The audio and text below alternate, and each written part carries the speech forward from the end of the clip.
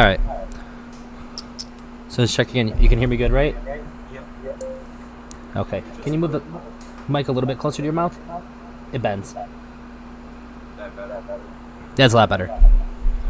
Okay. So, before we get into it, I want to make sure, what sources would you say aren't acceptable? Like, if I give you a source from a certain place, you would not accept that source. There's a couple clarifiers I want to move through. So, like, if I have, like, a CNN article that says, like, this event happened, that's fine, right? Yeah. Okay. So pretty much for me, like, the only things that I'm not going to accept is, like, OAN, One American News Network, and, like, InfoWars. No, but, like, for the most part, like, Fox News, I'm totally fine with. Like, opinion pieces aren't data, so they don't really matter. I don't care really where they come from. But if Fox News said, like, this event happened, I'm totally cool with you using a Fox News source. I don't care about that. Because they get in trouble if they lie, too. But as far as, like, any rants or anything goes, like, I don't give a shit about that. So, and then the next clarifier is, what's more important in an argument for you? Is, like, an emotional argument valid, or is it strictly data? Strictly data. Okay, so if I make a point about something, like, how you feel about it isn't going to come into play at all, right? Okay, cool. So, one of the first things that I want to talk to you about, because it's hard to do this over Facebook, which is how we usually talk. I know that you're against abortion, right? Yeah. Why? I'm super hella for abortion. I don't think you should be able to murder someone just because you feel that's okay. Okay. And so why do you think it's murder? Okay. First off, there is like a small. I keep hearing feedback. No, you're good, buddy. Here, I can maybe... Yeah.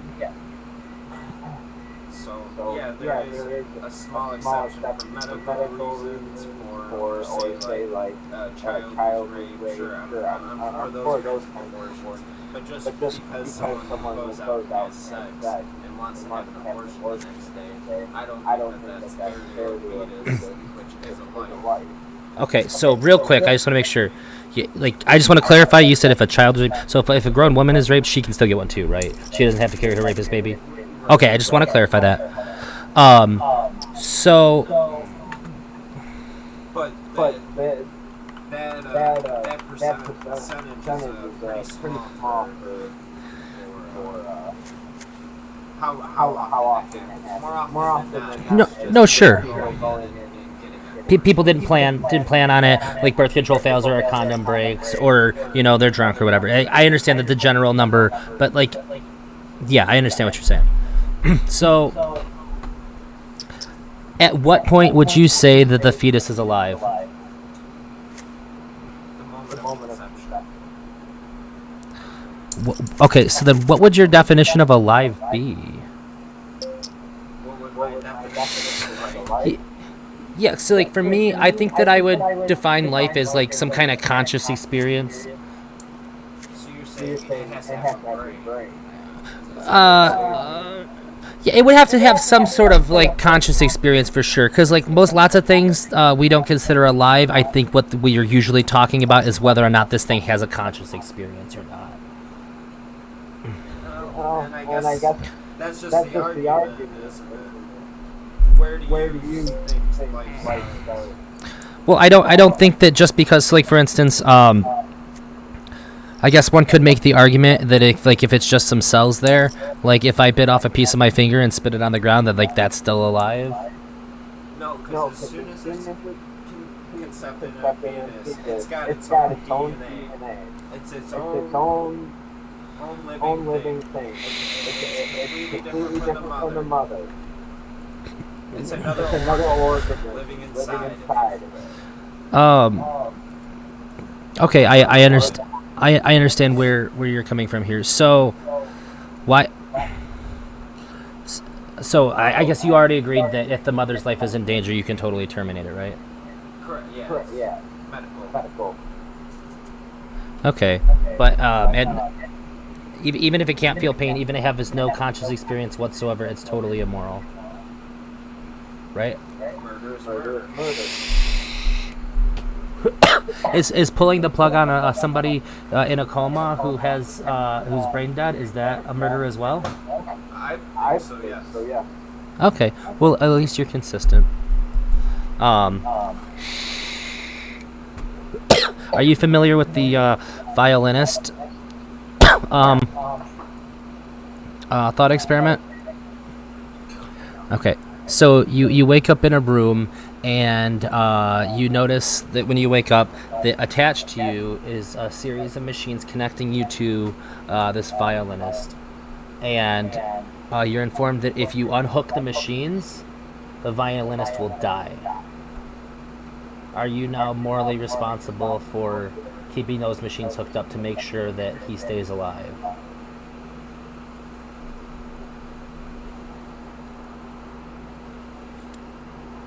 I would say yeah.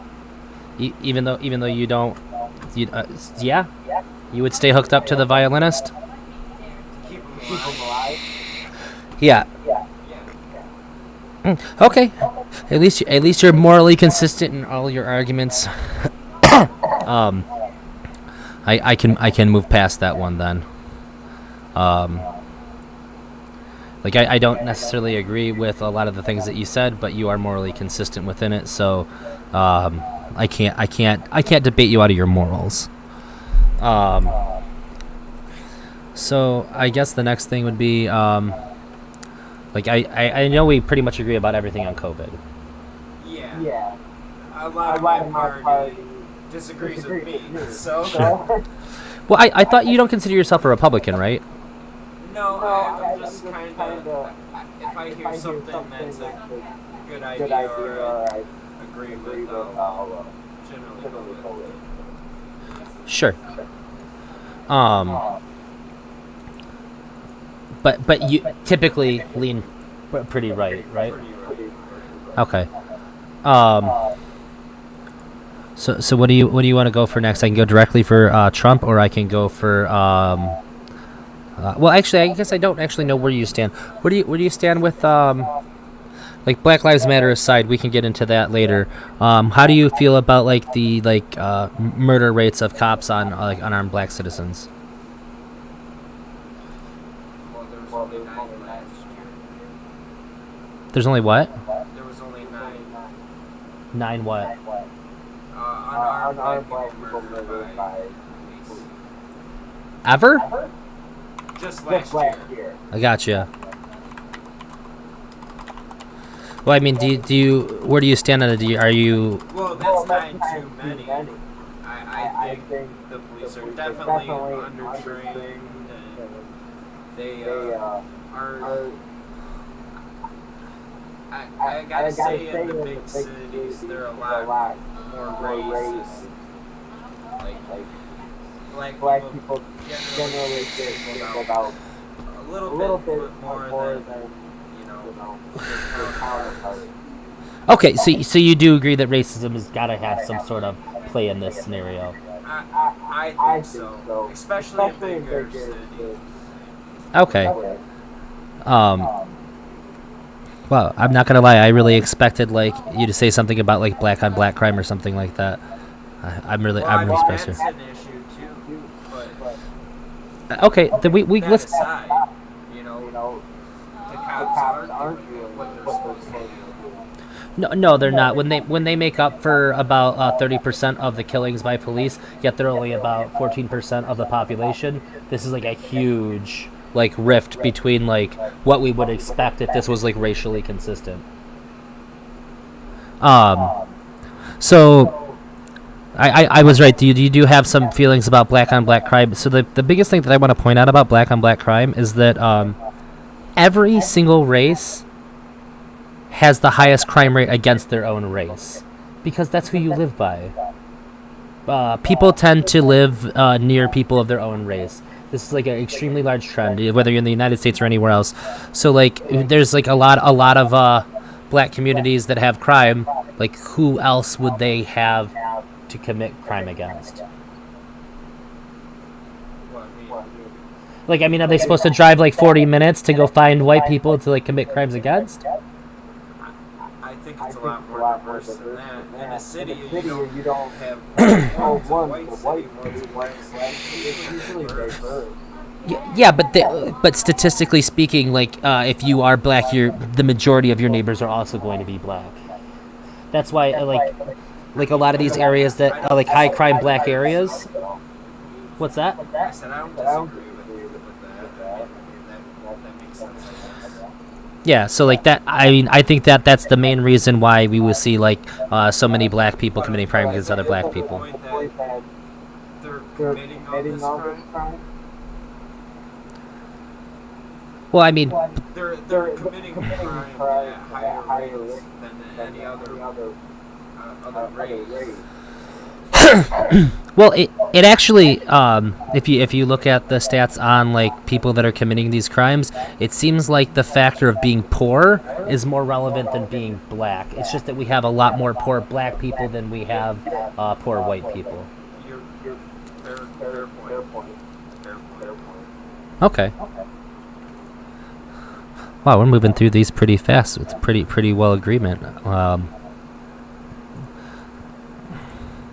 So I guess let's get to a big. Poverty is probably the biggest motivator for crime.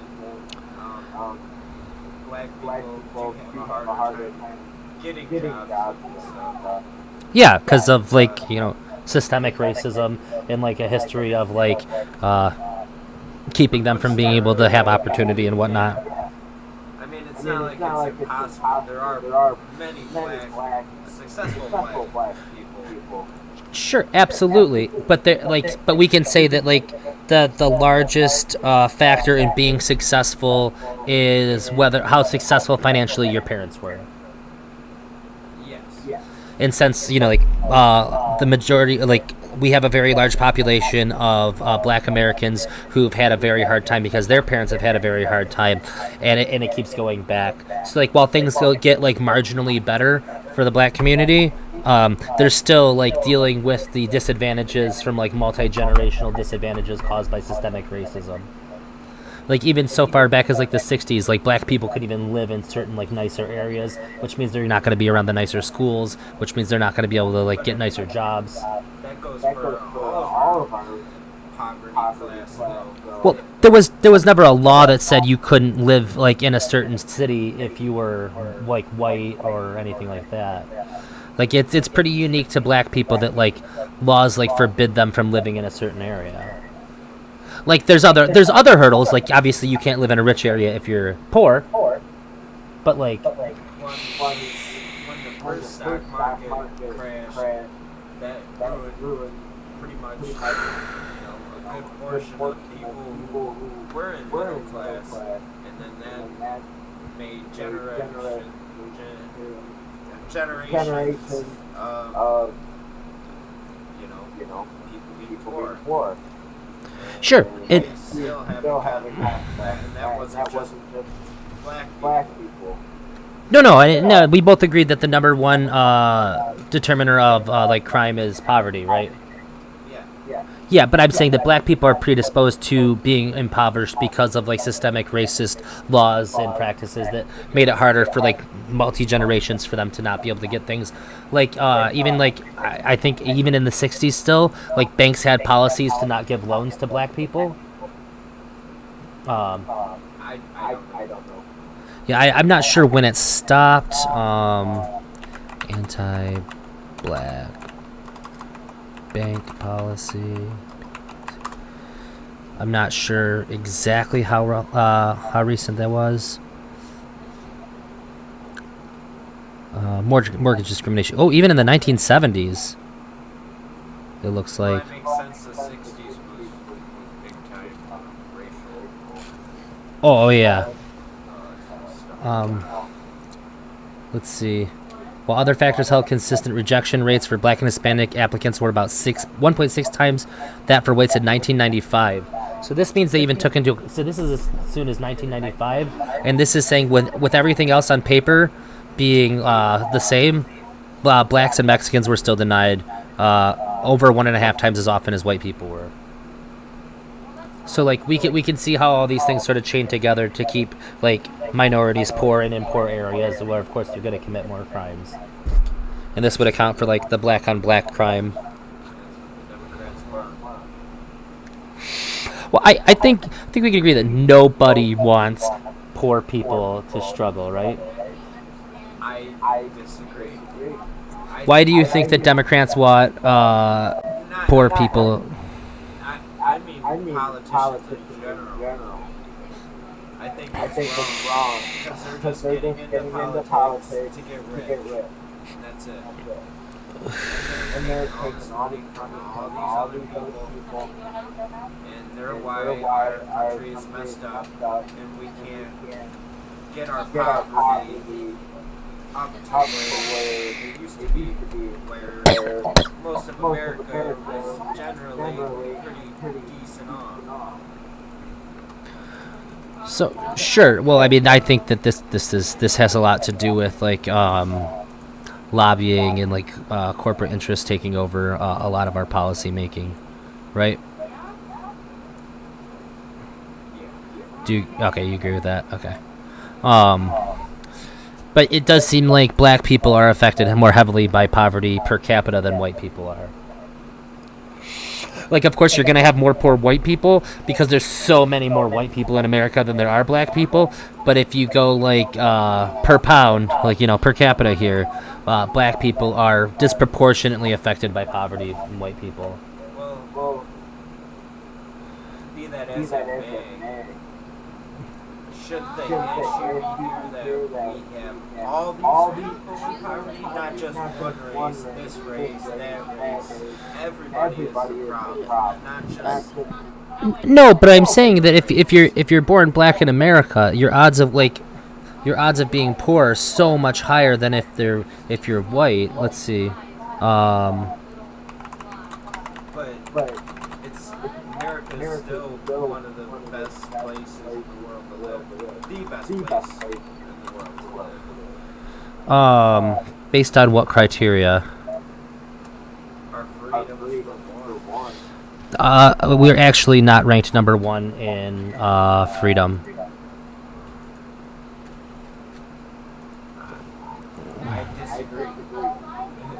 Who else has a bill of rights?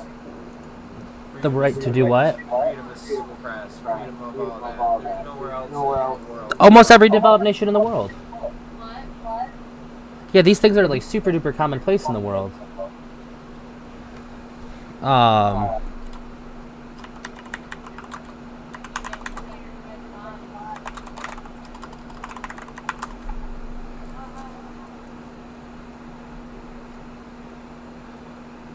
So right here we have like political rights and civil liberties. Let's see if we... I don't want to do it by that. Let's see where America ranks here. Go. I think it's under the United States. The United States gets an 86. Uruguay gets a 98, though. They have significantly more freedom than we do. The United Kingdom rates significantly higher than us. I'm not saying that there's not a lot of places in the world that have less freedom than us. Certainly true. But I guess I find it hard to accept the statement that we are the most free. Like I don't know like what the justification for that is. So we're at an 84. Switzerland is significantly more free than us. Sweden is probably one of the freest countries in the world. They have like a perfect score as far as like freedom rating goes. St. Lucia has higher than us. St. Kitts and Nevis. Spain has more freedom than the United States. Slovenia, Slovakia. Just the fact that like we're super heavily monitored. I think that's a big infringement on our freedoms. the fact that too that like the Netherlands is super duper free, New Zealand is super duper free. There's a bunch of countries that I can't even pronounce the names of that are like have a higher freedom than us. Luxembourg, Lithuania, Liechtenstein. But like Lativa, we beat like a lot of like third world countries. Japan is significantly more free than us. Italy is more free than us, marginally. Ireland is significantly more free than us. So like I don't know. Finland is significantly more. France is significantly more free. And in fact, Germany is significantly more free. Greece is significantly more free. Even Grenada. It seems like pretty much every developed nation, it's like a first world nation, is like on par or more free than us. Austria and Australia are both. Argentina. And this is like literally by the number of political rights and civil liberties that we're afforded. I don't know. I mean, we have the most people in the world coming here every year. There's got to be a reason for it. Well, when we have people coming from other countries to here, it's almost exclusively wealthy people that come. And we know this because they have the money to move to another country that's across seas. America is great if you're rich. Like America is like very much built in mind with the or very much like designed to like benefit the wealthy. So if you're rich, you definitely want to be here. If you're rich, you get like priority in pretty much everything, right?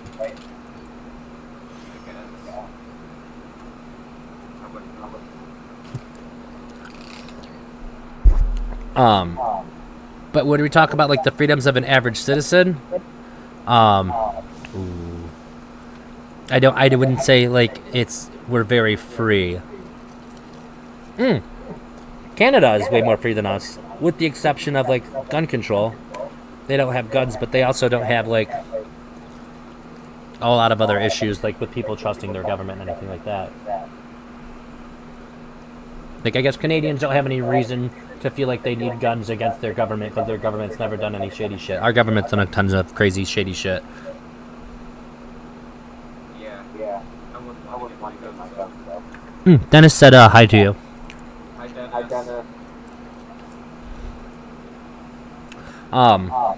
Now I do agree. I do support gun rights, but I also think that we should have some sensible laws. Like, I don't think that people who haven't been like repeatedly checked into the nut house should be allowed to have a gun. I do think that maybe we could have something like a fingerprint scanner that you have to use to unlock your gun. Seems like a pretty good idea. That would probably have like a huge advantage in stopping like kids from shooting up their schools. They can't take their dad's gun to school and shoot up the class if they have to have their dad's fingerprint. Stuff like that, or even like a smartphone lock. Like and I'm not saying like it has to be specifically these things, but these are a good example of things that we could do that don't actually take away your right to own a firearm in any way, shape, or form. That could significantly impact our, like this kind of thing. Kids need to have better training on weapons too. They need to understand that they're not just a toy. Oh, I can't hear you. Your mic's kind of far from your mouth. These kids gotta understand guns aren't just toys. Nope, not a word. Maybe you could speak a little bit louder? Can you hear me? Yeah. Anyway. Oh, you know what? Actually, let me just straight up turn you up, too. That would help. Okay, go ahead. I said Kids need to start learning about guns and gun safety early on. They need to know they're not just a toy that's in a video game. Well, it should be their choice to learn. It should be the parents' choice whether or not they want to teach their kids about guns, right? No. So wouldn't that infringe on their freedom, though? Not really. Don't you want your kids to know that a gun's not a toy?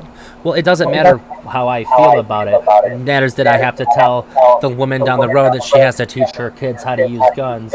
Not everybody wants to use guns, and not everybody wants, it's not even how to use them. It's just knowing about them.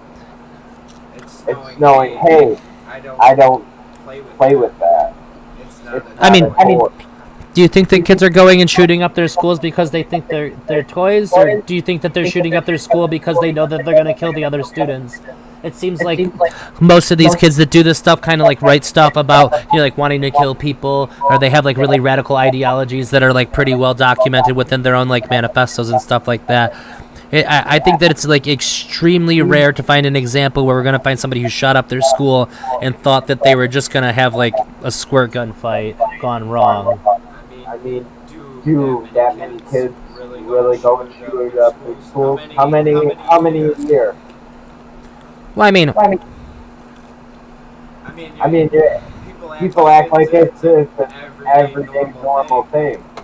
That a kid just well, it happens here more than anywhere else by a lot. I don't know the numbers. That's why I asked. I guess to me the exact number isn't super important, because I think that like if we could decrease that number, we have at least like some kind of moral responsibility to decrease that number. So don't you think teaching kids that firearms are, like I said, I don't think that that's the case. I don't think that like mass shootings done by people under the age of 18 are done by people that don't understand that a gun is lethal. I think they take the gun to school because they know that it's lethal and they want to kill other students, and they do it. so why are these kids wanting to do that? There's a lot of factors. It seems like a lot of the times that the most common factor in school shooters is that they were bullied. And they don't have any friends. This seems to be the most, or also like abuse also seems to be like a really high factor here as well. But it seems like they all knew that when they took the gun to school and they were going to shoot people with it, they knew what was going to happen.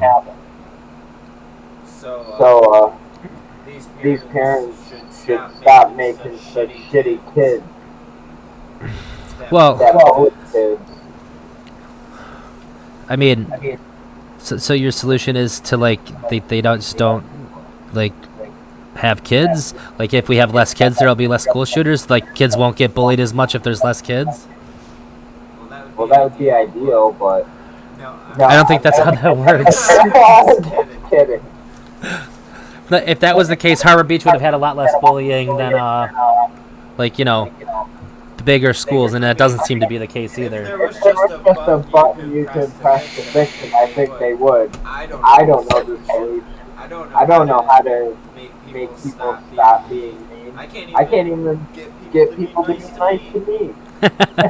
How do you expect me to get people to stop killing? Well, that's one of the things I proposed, is things like I said, like maybe people that you know, have been proven to be mentally unstable don't get guns. Also, along with like if you have some sort of locks on your guns that like, you know, like a smart fingerprint lock or like a smartphone lock on your guns, these things would all dramatically reduce the chances of them ending up in the capable hands of a young person to begin with. Well, I mean, how many people are selling kids guns, you know? I'm pretty sure that the majority of school shooters get them from home. Let me see. Not sure. Let's see.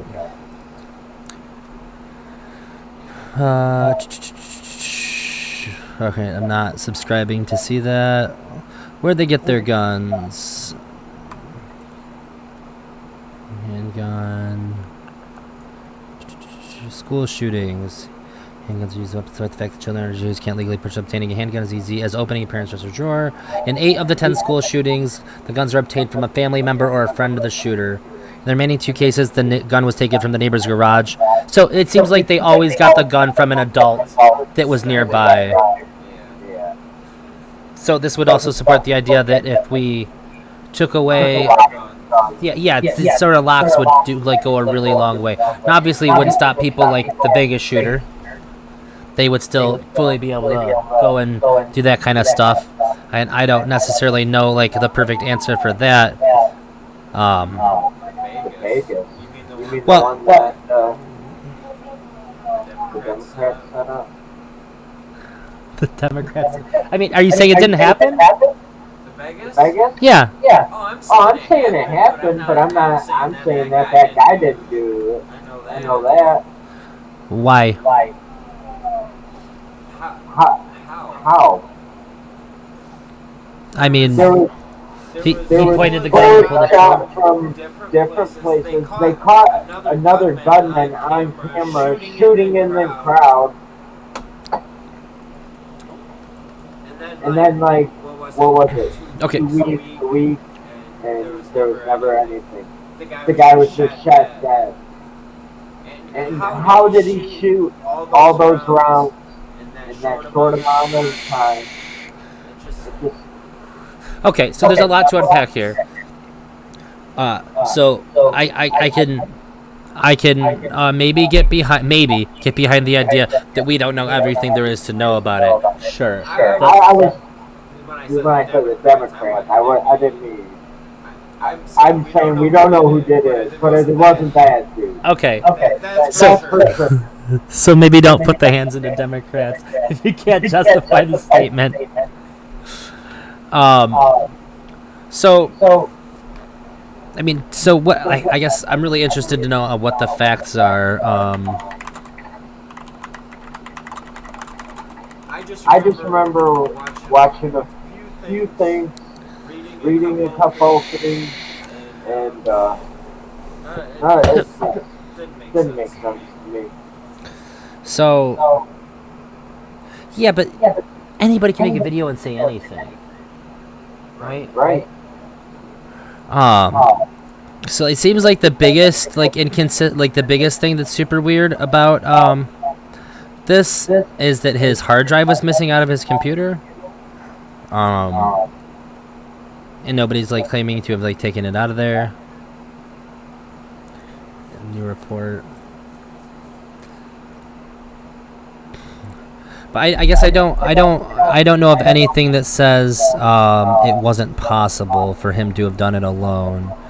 Like from what I understand is that they found notes and stuff. He had like the math of like how to shoot and whatnot, and he was heavily intoxicated when he did it.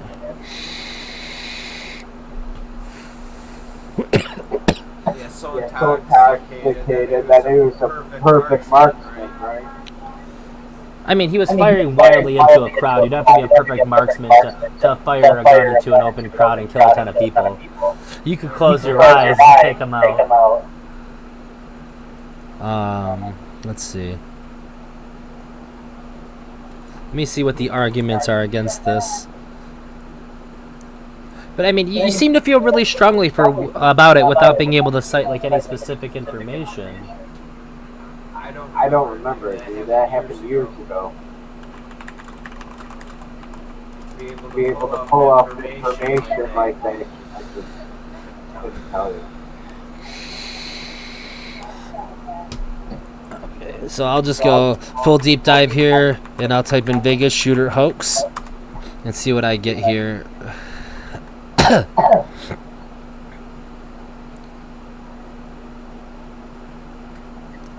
The people who think the mass shootings were staged.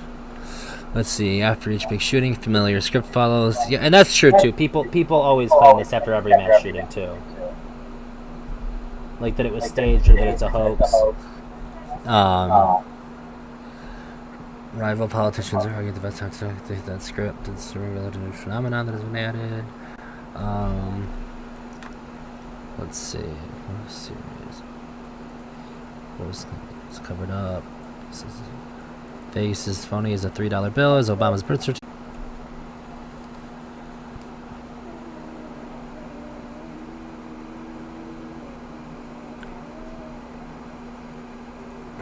Actually having a hard time finding these counterclaims.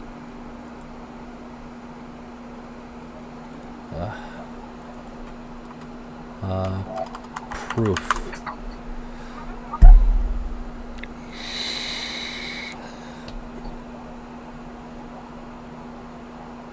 Yeah, he only killed 58 people. Like, I feel like one person would have been pretty capable of killing 58 people, right? Been on a shooting spree. Okay, so let me take a look at the timeline then. Vegas Shooter timeline. Yeah, 58 people and injured more than 850. Okay. So that's a lot.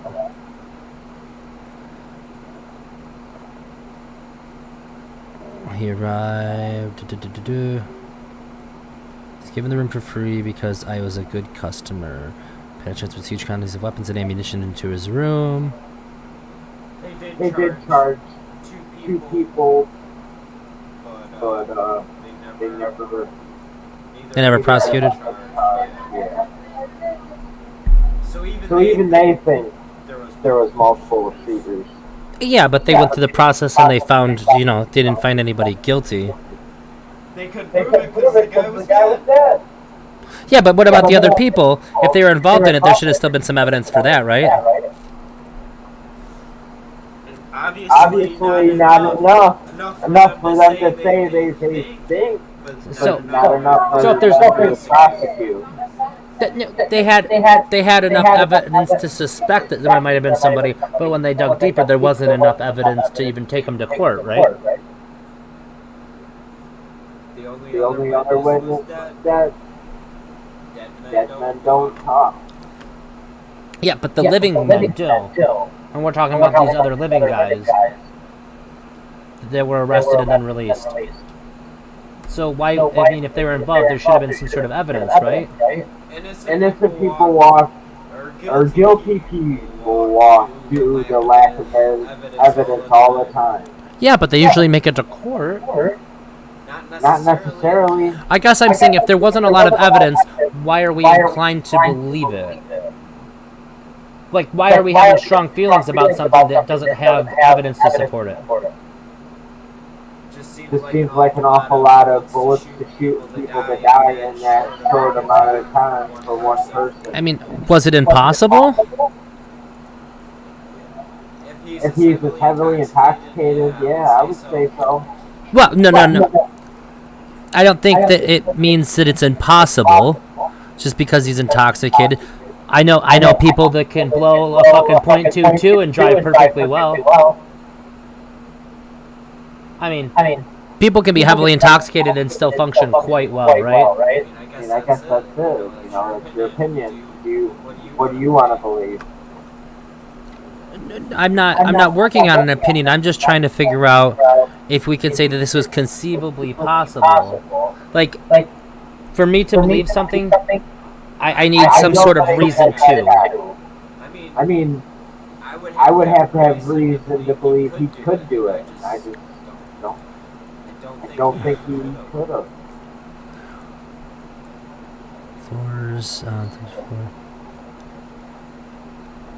So I guess I could break this down a little bit better. How many rounds fired by Vegas shooter?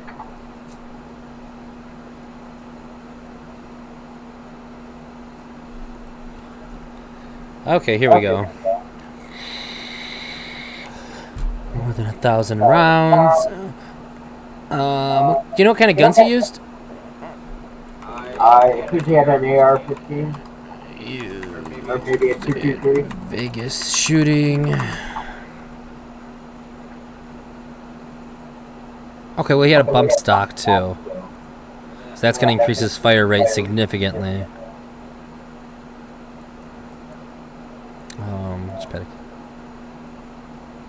Okay, so he had 15 minutes to fire 1,000 rounds with essentially an automatic weapon because of the bump stock. The bump stock simulates automatic fire rate, right? Not really. It's still semi-automatic. I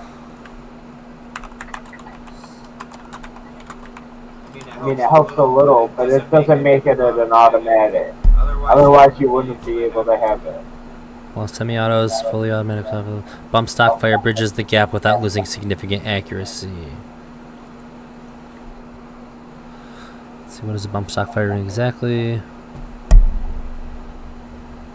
This device makes it possible to shoot 1 round, 2 rounds, 3 rounds, or 15 rounds, or a full magazine.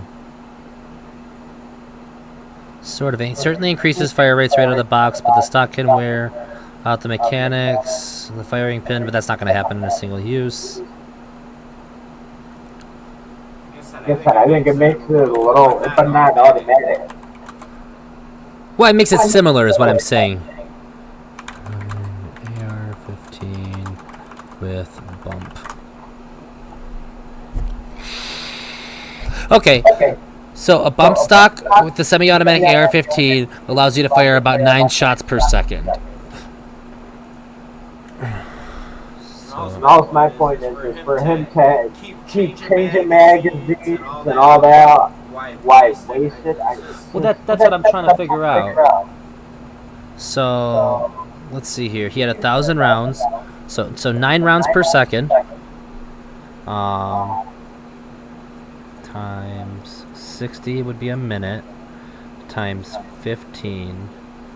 Okay. So he only had to spend 1/8 of that time firing, which means 7/8 of the time could have been used for reloading and everything else. He only needed to be firing for, so let's see, 15 times 0.125. He only needed to be firing for under 2 minutes in order to get out the 1,000 rounds necessary. For under 2 minutes of the 15 minutes, he had to be firing. Seems a lot more reasonable, right? I guess. I mean, is that not compelling? Not to me. Why? Because I've shot guns before. Yeah, no, I'm saying like which part of this makes it not believable?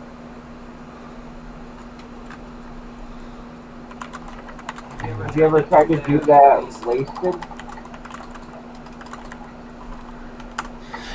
No, but I don't know what his capacity to drink alcohol is and how well he can function. I definitely met a lot of people that can function very, very well while heavily intoxicated. I've seen people that were extremely drunk drive extremely well. I've seen people that were extremely drunk do really impressive things like mechanically. I've seen them do like backflips and shit and be wasted. So just because somebody's wasted doesn't mean like they're necessarily going to be impaired like an average person would be impaired. I guess we'll never know. Right, but what I'm saying is it's certainly within the realm of possibility for this to have happened. Sure. So I would need compelling reason to think that this was like a setup. So also too like Why did the guy do it? why does anybody go and shoot a whole bunch of people? They usually have a reason. Sometimes they want to kill people. So what was this guy's reason? School shooters are bullied. Yeah. What other? So what compelled this random person just to do it? I mean, every person who does something is random. I don't think the fact that he's a quote-unquote random person has any bearing on this, right? He's pretty random.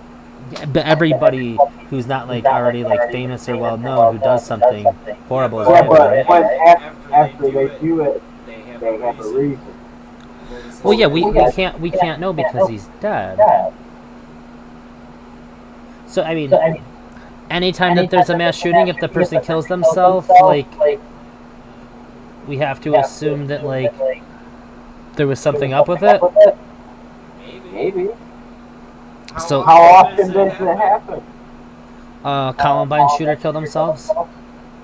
I mean, it's certainly not unheard of. So why did they shoot up? I guess what I'm saying is the fact that he killed himself and the fact that I don't know why he did it doesn't disqualify the possibility of him acting alone.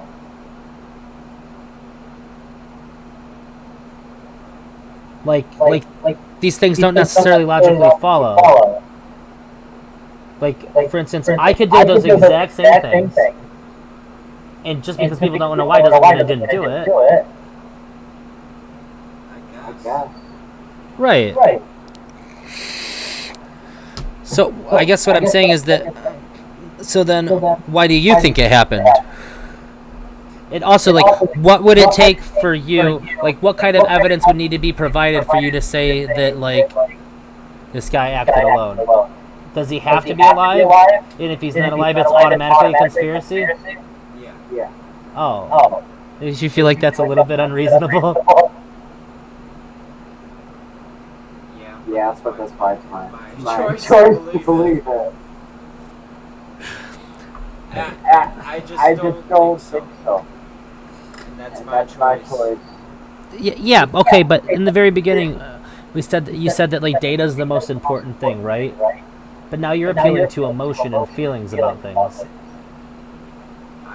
You said it wasn't possible, and I gave you like specific data on how possible it is.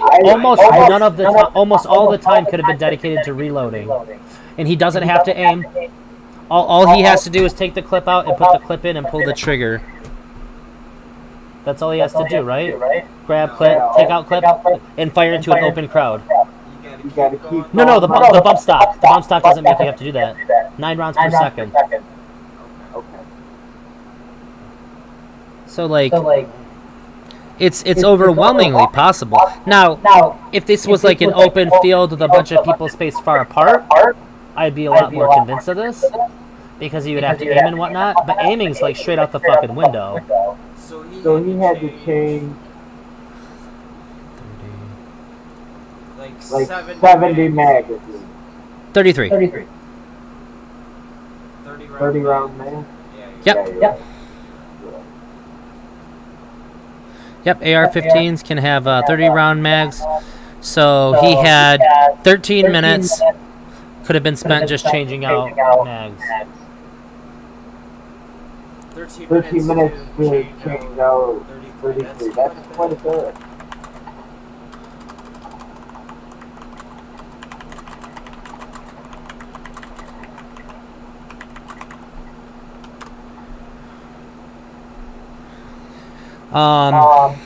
So. Are you saying is it possible? Yes. I just don't think it's probable. Well, gun experts seem to say it just takes you a few seconds to change them out.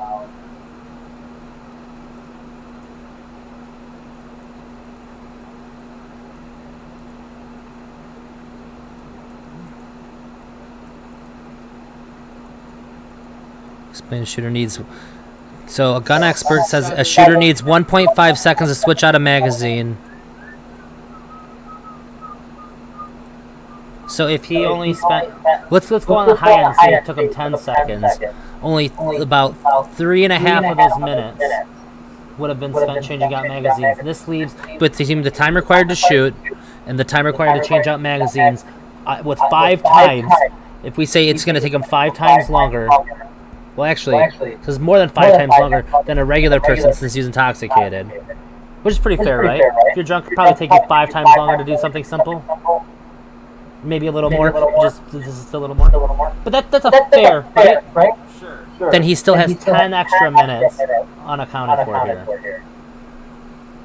So I guess I'm just sort of breaking down the argument that he couldn't have done it. It seems like he could have done that and also made like an omelet during this time. He had time. All these things sound like they'd be really difficult if you don't examine how long they take to do them. So this is like the extra 10 minutes is in between, like, you know, if maybe he dropped a magazine or something like that. He has 10 whole minutes. He only had to spend a third of the time actually doing this stuff to accomplish this stuff. But that's if he's doing everything as fast as human. No, it's not. No, it's not. I increased it 5 times for the hardest part of it. Well, over 5 times. Because 1.5 seconds is like the average person changing out the mag, according to this guy. So I'm giving him 10 seconds. I'm giving him 10 seconds, which is more than 5 times as long. It takes more than 1.5 seconds to change a magazine. That's like for a pro. He says to switch out a magazine. Oh, I'm sorry. It says 1.5 seconds to take it out, and then it takes about 2 seconds to put a new one back in. Because all you're doing is click, pull. And then you have to rack it. Yeah, put it in and pull it back. So according to this, then, we have about an average time of 3.5 seconds. So 3.5 seconds times. For like That's hustling.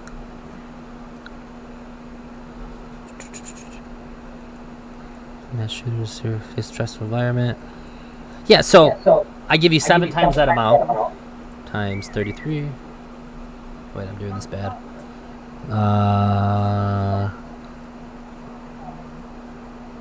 Divided by 2. So about 4 seconds. So, okay. Yeah, that's what I'm saying. Times 33. 132 seconds total. Divided by 60 for the number of minutes. And times by 5, 11 minutes. On the very, very high end of me giving it 5 times longer than it would take an average person to do it. Add in the 1.8 minutes. We're still 2.2 minutes under what it would take. Increasing this time for all this. To what it was supposed to be. Yeah. So I've granted a ton of leniency, and there's still plenty of time for this to have been performed. And like I said, we're not aiming. We're just pointing out the gun and firing into an open crowd. Yeah, I got it. I just under all that pressure, it would be way different. Yeah, that's why we can also subset some of the pressure from the fact that he was intoxicated. You don't feel nearly as much pressure when you're drinking.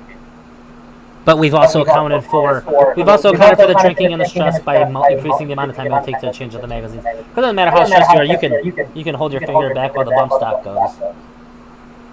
Oh, yeah, but I'm saying, I would say more, when you change it out of the magazine, you drop it, you're fiddling, try to pick it up, put it in, blah, blah, blah. That's why I increased the time. 5 times.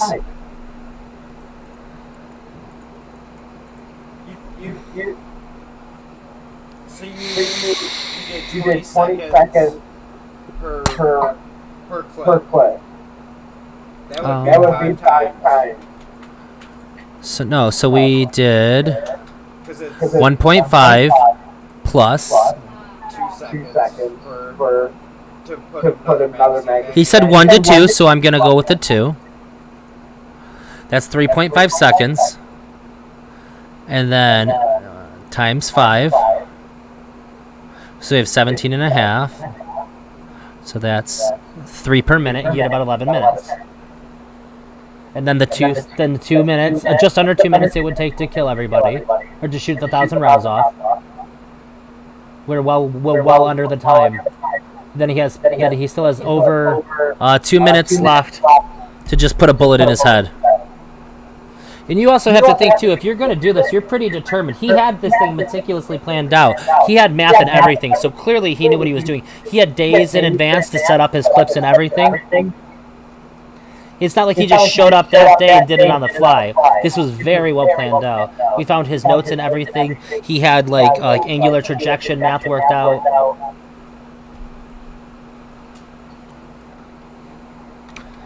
So I mean, this isn't somebody with no experience either. This is somebody who very clearly knew what they were doing. Somebody who's very determined to do what they were doing. We might not know the motivation, but we do have evidence of like his intentions and his like premeditatedness of this. So if you're going to take all that time to do the math, I think it's fair to say you're probably going to like tactically arrange your ammo clips and all that too. I just think it adds a whole lot of like plausibility to this. I just think it adds a whole lot of convenience. Well, what's convenient about it? Like, you don't disagree with any of the things that I broke down, right? No. I believe it was all there, but who's to say it's not just planted? What's planted? All the evidence. I guess I don't have any, like, reason to think so. Like, I'm just going off the data that I have. I know how many people were injured. I know how many rounds that were fired. I can go, hey, was it even possible for him to fire these rounds? Is it within reason that this could have possibly happened? He checked into the hotel 2 days before he opened fire, giving him plenty of time to, like, set up his ammunition. All these things fall in line with, like, yeah, this is all very plausible.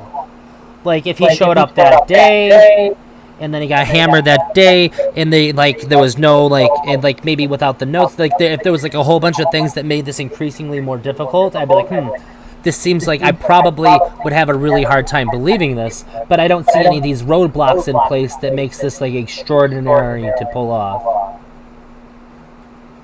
I mean, just the fact that like even without those notes, we know all the guns that were hauled up. But he had all the luggage and everything. Like the guns were there; they produced the guns. Like this is definitely somebody who intended to do this and put a lot of thought into it, and like. It's not even crazy to think that somebody would even do this. Like we've had a rich history of like serial killers in this country. We have like the Unabomber, things like that. Although the Unabomber was like pretty explicit about why he did it. He was doing things for a really long time. This wasn't like a one-shot deal. It seemed like this guy very much knew that he was going to kill himself at the end of it. Now, I can't say for sure that like nobody coerced him to do it or anything like that. That's certainly within the realm of possibilities. But like, I just don't understand why he would accomplish.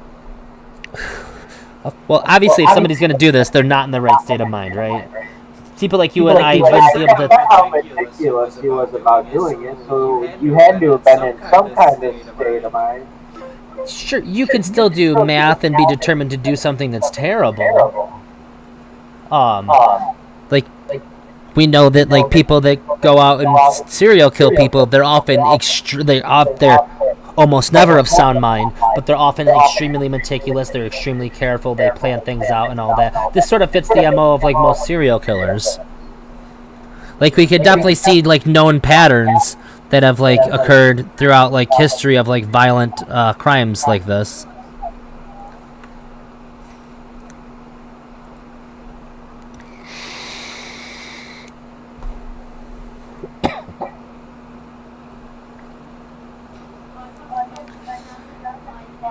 Also, I'm actually curious.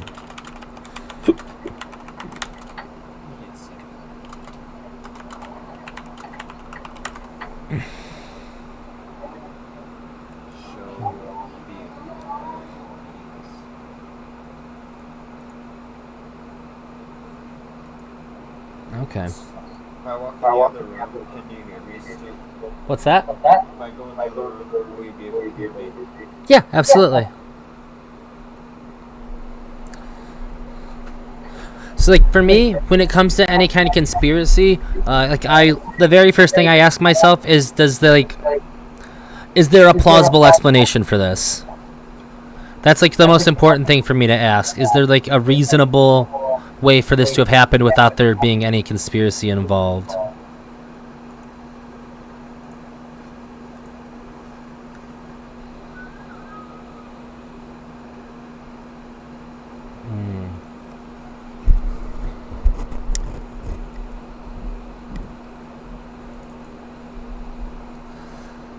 And usually that's like a pretty big like disqualifier of like other stuff if I can't answer that question.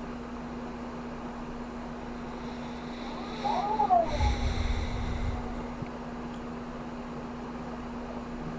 guess I can give this a try.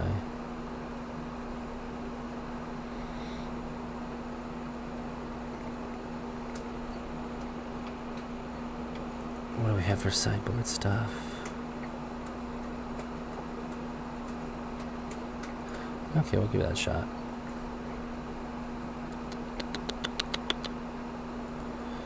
Wait, can you still hear me? Test, test. Oh, maybe he can't. Which is weird. Well, he'll be back.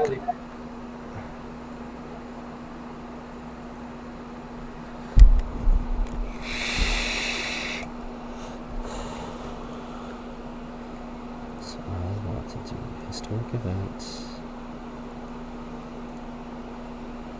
I want to use this deck here. Oh wait. Decks. Is this the one that I wanted? Yeah, this is the one that I made that I was pretty happy about. I can still hear you talking. Oh, I can hear you now.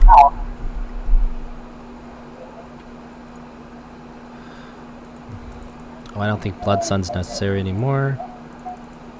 Because Ley Line's gone, or because one shit's gone. Yeah, I think I am having a hard time hearing you though, buddy.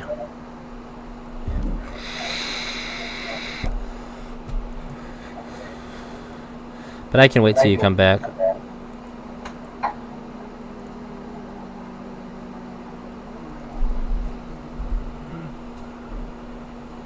Actually.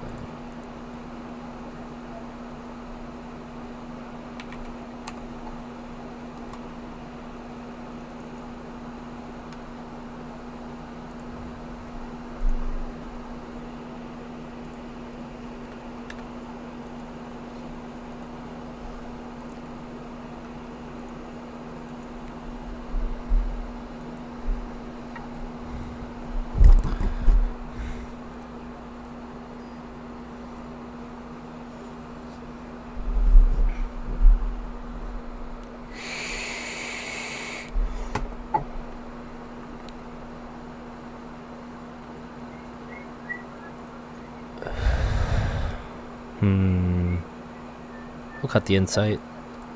Okay.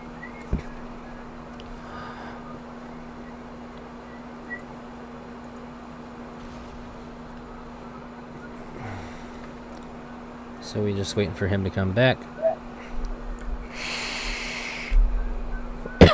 I didn't expect that. Okay.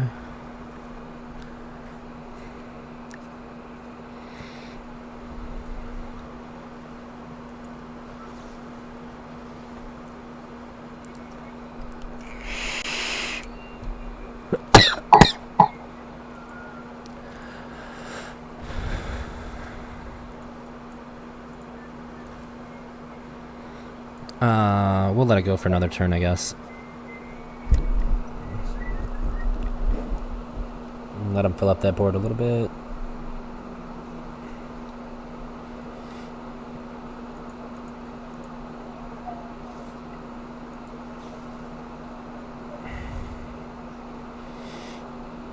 Would like to see a land here. Hell yeah.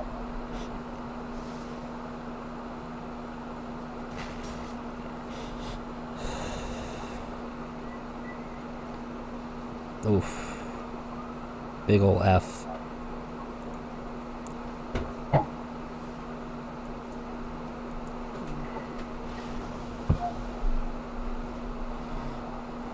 Okay. So you ready to talk about 4 more years of Trump? So hang on. I still have I have another point that I want to make just so that you understand fully where I'm at here. I 110% think that when something like this happens, that there's always going to be some sort of political motivation to use it to an advantage. But I don't think that it necessarily. And I'm definitely no stranger to saying, hey, I think the government did this bad thing. But there's usually some sort of evidence to support that. Now, I 1,000% agree that I think that they will use this sort of thing to their advantage to try to push some kind of agendas and all that. Like, there's a saying in government, don't ever let a good tragedy go to waste. I 1,000% subscribe to that. But with all things like this, I always seem to find some sort of trail that I can follow. Like, I'm a big 9/11 conspiracy theorist. I fully believe that that was a setup and all that, but I can follow the breadcrumbs. Oh, while it's running? Or just plug it in for now. I can plug it in for you, buddy. I have the other cable, but it's somewhere over there. I'm loving that Pokemon game. There we go.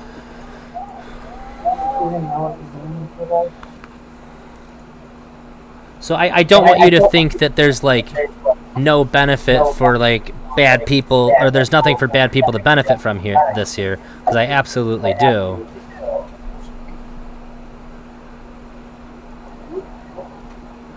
Said I just don't have any reason to suspect that they necessarily had to be behind it.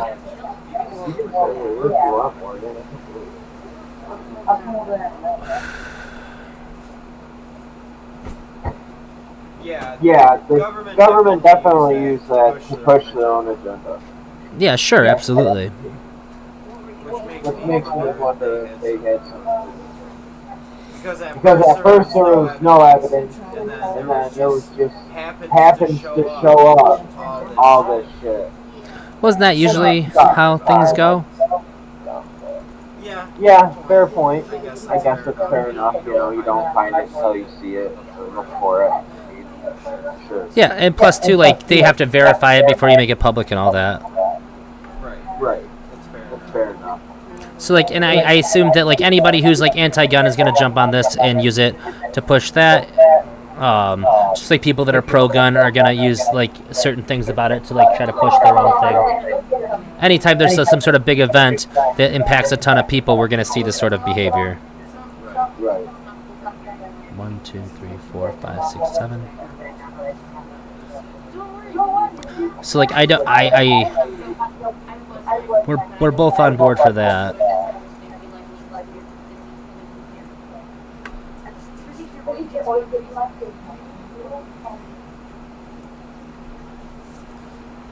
So yeah, we can talk about why you think that there's going to be 4 more years of Trump.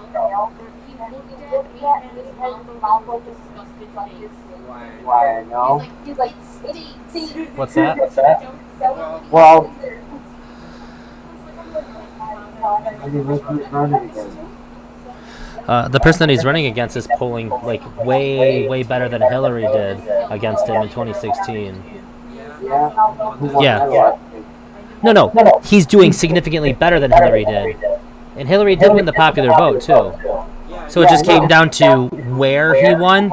In a lot of those places where there was an upset or where Trump had beat her out, support for Trump has gone down. I think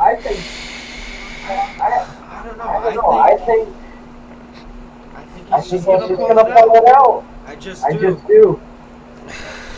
Like, do you have a reason for thinking this, or is this just like an emotional thing? Like it's like this is my gut feeling. It's more of a gut feeling. Okay. That's all you can do. I mean, that's what it is. Well, that's not true. You can analyze the data and stuff. Hillary was supposed to beat Trump, but it wasn't by like a landslide. And that's what I mean. You know, like the numbers all showed that Hillary was going to win, and guess who won? But it was pretty marginal. And I.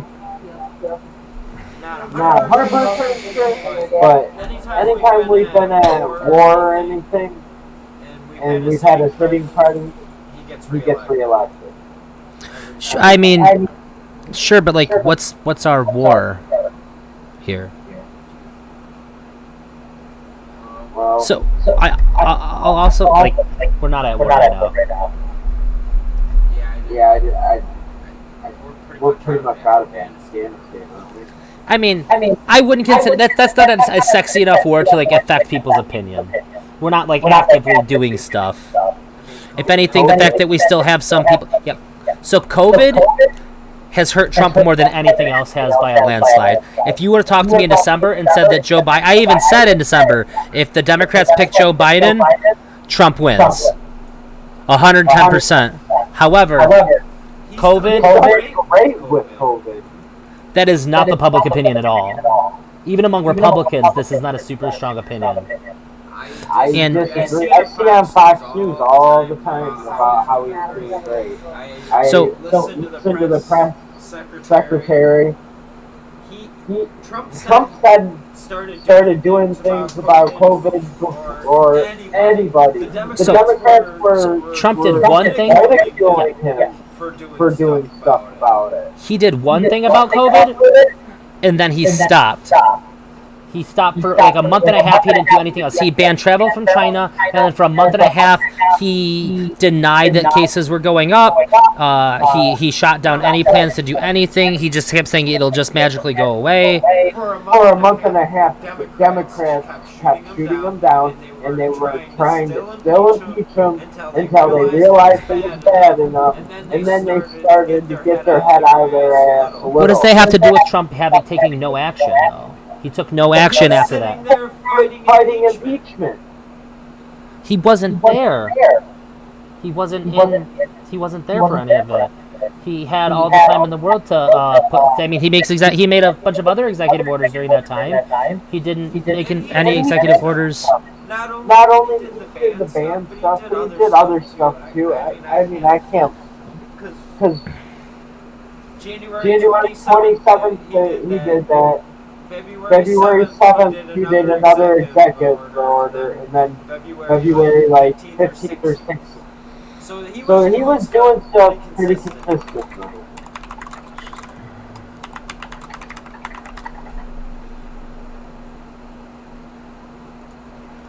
I don't think that there's evidence to support this. Let's see.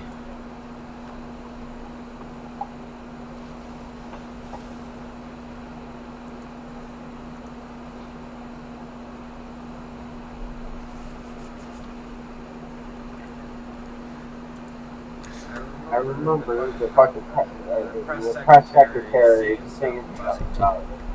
So. Okay, I don't like this here. This is an actual timeline.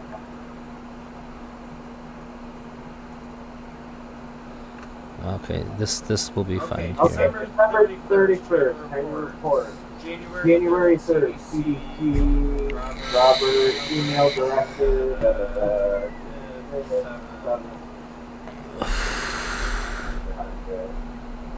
January 20th, Dr. Fauci announces.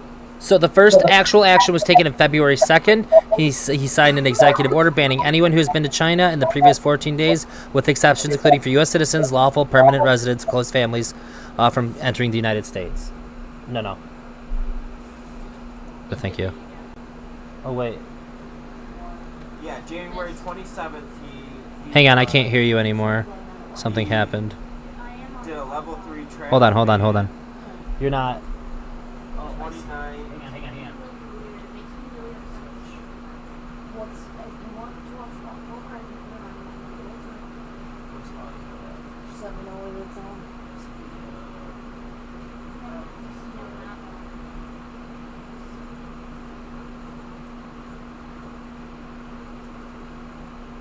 Okay. Now say words. Can you hear me now?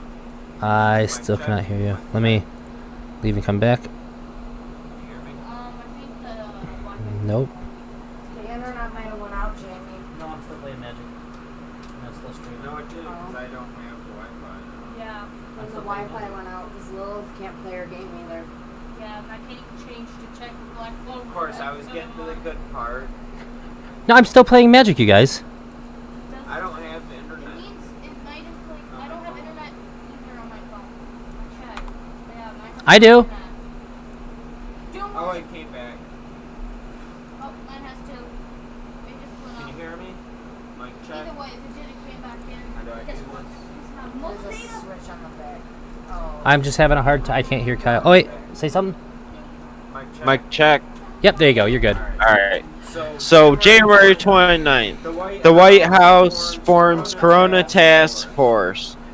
January 31st, the Trump administration declared coronavirus a public health emergency, announced China travel restrictions, suspended entry into the United States for foreign nationals who pose a risk. January 31st, the Department of Homeland Security took critical steps to funnel all flights from China into just 7 domestic airports. February 3rd, the CDC had a team. So he consistently did. Okay, so I'm saying that since February 2nd, when he made the executive order, he didn't do anything else until he didn't do anything meaningful in March. Like you basically stopped where I said he stopped. Morgan. But so to say he did nothing, and I didn't say he did nothing. I acknowledge he did the thing that you said that mattered, but then I'm saying for a month and a half he didn't do anything. He downplayed it significantly. He said that people can still go to work. It's not a big deal. It was just going to vanish. It was very... Okay, we're in March now, right? Through February into March, he made tons of downplaying comments publicly. And I mean, isn't he supposed to try to? no, he's supposed to make people understand that this is very serious. They need to take it seriously, and that was not the kind of rhetoric that was coming out of the White House at all. I disagree because they always say wear a mask, stay 6 feet away. Trump did not constantly. endorse wearing a mask until this month. Trump, in fact, refused to wear a mask. The most he would say, if you want to wear a mask, that's fine. But he had not endorsed wearing masks until this month. I don't know if that's true or not. I couldn't tell you. If you want to pull it up, that's on you. Well, yeah. You just said that he said that, so I was just sort of calling that part out. I said the Trump administration, not him himself. I heard from. Like, that's the press secretary that does all the announcements. I would watch her a lot. I'm dead here. Lilith. What? Will you do me a favor and Chromecast Black Clover from Funimation in our bedroom? Funimation doesn't have it. Oh, really? Chromecast? Mm-hmm. Okay. I guess if you want to watch it, Work.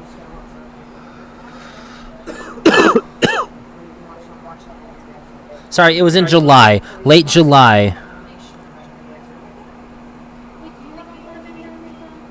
And I mean, think that's still relatively soon, so not I considering think that your point's valid. if he made it a national emergency in January, but didn't endorse mask wearing until July. That was bad. That's why I said your point's valid. You're right. I think the biggest thing that he did that was bad with the coronavirus is that we didn't have a united national front about it, saying that, and it even came out in memos too, that they deliberately left it up to the states so that way they could blame Democratic, because it was in the beginning, the worst areas were in Democrat-run states. I think it's both. I think Republicans Well, I'm and saying we have proof of Democrats this. dropped the ball on this. No, I'm saying we have proof of this, that the Trump administration deliberately didn't have a national policy on it because the Democrat cities were held or had the most cases in the beginning, and the plan was to blame the Democrat governors for this, and then the tune didn't change from the Trump administration until it started affecting Republican areas. Well, it kind of was the Democrats' fault. But they needed a lot of stuff that could only be given to them by the federal government, like funding and aid to like help combat this, and they weren't getting it. But like you and I can both agree that we should have had a unified national strategy for this, right? Both sides dropped the ball. Yeah, They should have worked together. Everyone should have came together. sure. That's what should have happened. But don't you think that those efforts are like stymied pretty heavily when the president's not on board with this? I think the Democrats have spent the last 4 years trying to impeach him instead of trying to work with each other. Yeah, but we're talking about the coronavirus right now. And if they would work together, I mean, everybody would be better off. Democrats were very, very for like mandating masks, like lockdowns and things like this. The opposition to the things that we know work came from the Republican side, like unanimously. There weren't Democrats saying like, "Hey, we shouldn't do these things. We shouldn't impose these measures." This was all coming from the right side of the aisle. All the rhetoric of saying like this is a hoax from China, this is a hoax of the Democrats trying to make Donald I Trump look bad. disagreed with Republicans on that, and not all Republicans said that. That was few. No. What I'm saying is that the only people saying it were Republicans. This was not a Democrat message whatsoever. That's what I'm saying. As far as like who was saying what, the Democrats were very much saying like this is what we needed. The things that we know that work today. This was all the rhetoric coming from the Democrats. As far as not being unified, we weren't unified because we had one side siding with science and one side not, rejecting all the premise of science. Like this is what the divide was about. This was something that shouldn't have been politicized. We have scientists saying one thing, and then we had the right just saying this is a matter of an opinion. It shouldn't be politicized. That you hit. That's right. Sure, correct. That's But it unfortunately was to like the highest degree, but like to where we're denying science. Well, now we're using the coronavirus as a political tool for one or the other side's gain. Well, sure. Like I said, no good tragedy can go to waste, right? Like that's just how it's gonna go. This is something we're supposed to be fighting against, not using to further a political ideology. Yeah, I'm not debating that at all, but I'm saying like that's the reality of what's always going to happen, right? This is just bound to happen. Morgan.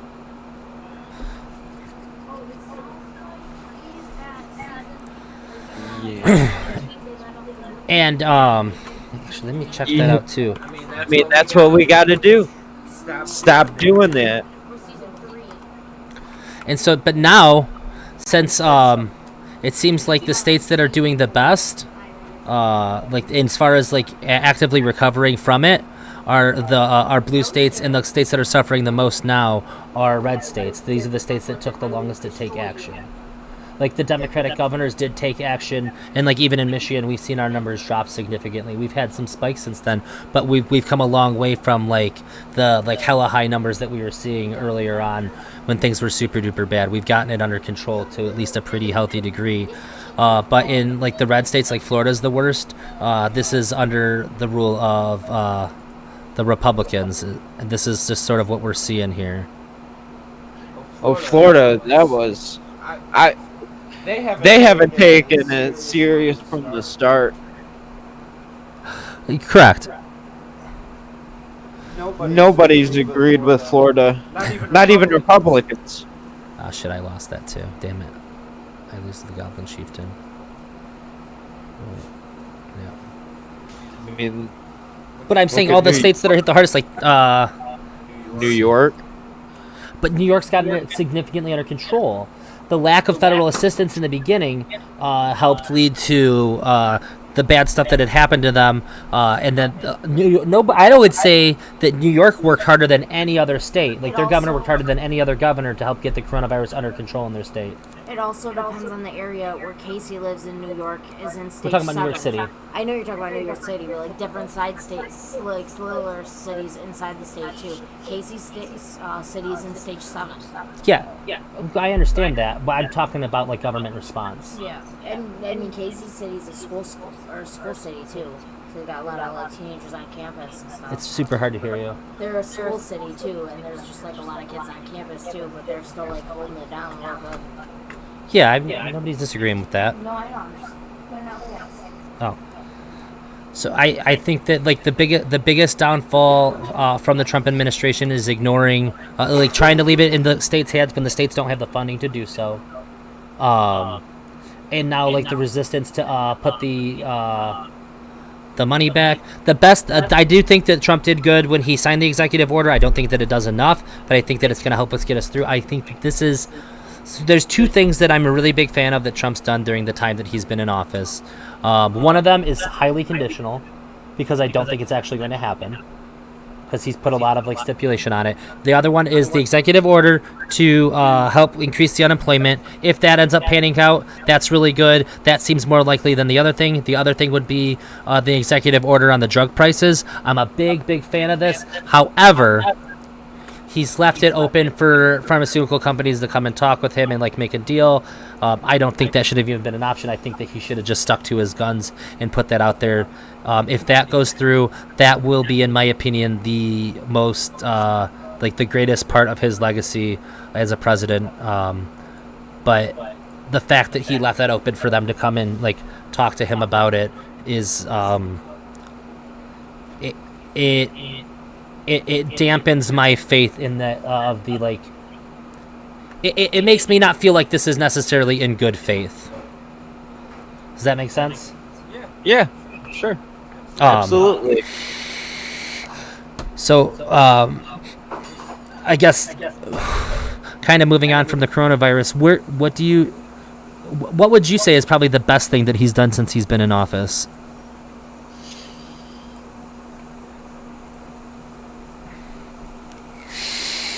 he And at least his administration, maybe not necessarily him, but I know his administration has cracked down really hard on sex trafficking. I'm a big fan of that.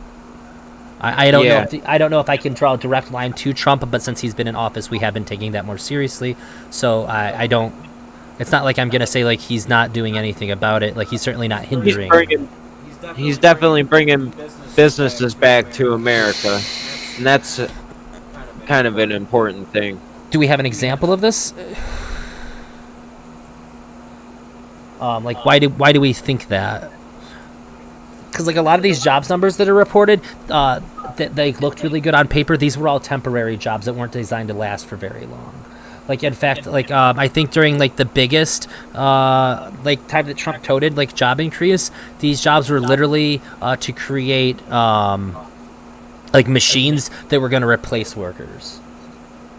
So a lot of times it'll seem like intuitive that it is good, and it turns out to just be like not very good.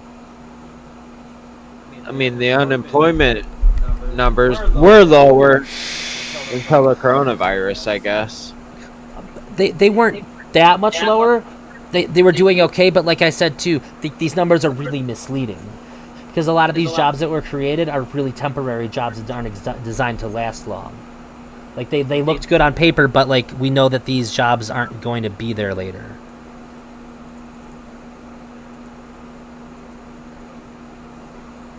And I'm not one to scoff at like job creation whatsoever, but like I don't think we're getting what we want out of this. How did it die? I don't know. It's like 3:30 in the morning, dude. Yeah, but you woke up not that long ago. I know.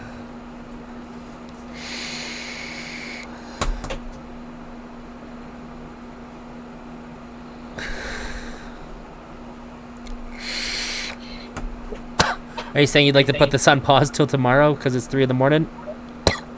Yeah. Okay. And I'd rather be able to like Look up stuff. Yeah. So. Okay. Sure. It was good enough for the first thing of it. It wasn't as bad as I thought it was gonna be. What'd you think it was gonna be? It's hard hearing myself talk too. Because the mic being over here? Maybe. It's just like I hear an echo. So what you can do is you can take one cup off and then mute me. If you write my name, you can click mute, and then you can just hear me.